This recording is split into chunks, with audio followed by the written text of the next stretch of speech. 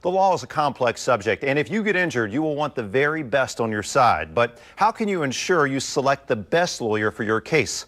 Attorney Paul Demore joins us now with some more advice on this very topic. Paul, welcome aboard. Great to have you back, sir. Thanks for having me back, Wyatt. It's good to be here. Great to have you here. An important topic, selecting the right attorney. You say there are many factors we should all be considering in this. There are. I came up with a list of 10 things that I think everyone should at least be aware of before selecting a personal injury attorney. Today we'll cover 5, and we'll cover the other 5 next week. Sounds good. All right. The first thing, and the most important thing, is in selecting a personal injury attorney, there should never be any cost to you. Personal injury attorneys who are experienced at that type of practice work on something called contingency fees. And that means that they don't get paid unless they win your case. So if you've been hurt, you should feel free to call a personal injury lawyer, discuss your case with them, knowing there should be no cost to you.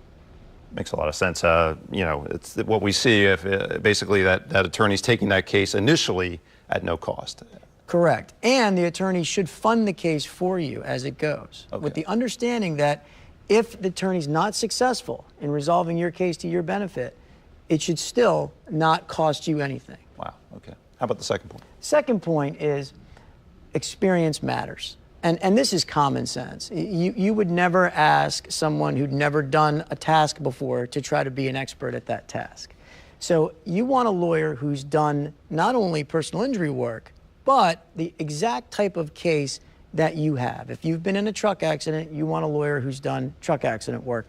If you have a surgical malpractice case, you want a lawyer who's done surgical malpractice cases. That's a great point. I mean, and when we're talking to that potential attorney, ask them that question. Have you done this exact case? Absolutely. Ask questions, research websites. Most lawyers have really informative websites that will tell you exactly the type of cases they've handled, the outcomes they've been able to achieve, etc. Okay. How about the third point? The third point is, will the lawyer keep or refer your case? There are law firms that are in the business of collecting cases and brokering them out to other lawyers. So the lawyer that you think you're calling, you're not really getting. It's your right to know whether you're getting the lawyer that you called. And again, to your point, just ask. Say, are you going to keep my case or are you going to refer my case? There's nothing wrong with referring cases, especially to lawyers who may be more experienced at the subject matter that you're calling about. But full disclosure, we want to know. We want to know. Okay. How about point 4, Paul? Point 4, trust and confidence are critical. If you've been injured and you can't take care of your family, or you can't work, you can't feed yourself, you can't get medical care, you have one chance at justice. You have one shot at potentially holding the people accountable for your harm.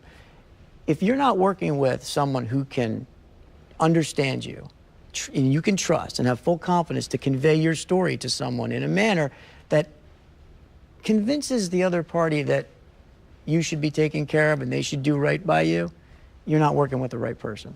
Wow. Cannot overestimate the trust factor, that's for sure. You can't. How about the 5th point, Paul? 5th point is what I call adequate resources. I can't tell you the number of times that I've had people call me and say, my lawyer has asked me for money to keep my case going. That should never happen. If you're taking on a catastrophic injury case or a serious personal injury case, you need to have adequate resources to fund that case, and you need to have the lawyer needs to have adequate resources to potentially lose all that money. Because again, there should never be a cost to the client. And the lawyer should never have to come to the client and say, we need to settle your case because I can't afford to keep it going. Critical. I know you've said that some of these cases can be $100,000 or more. This is something you need to have that firepower. They can, in some serious catastrophic injury cases, can be hundreds of thousands of dollars to finance. Wow. Well, Paul Demore, great information here. A very important topic. We're going to delve into this more next week as well.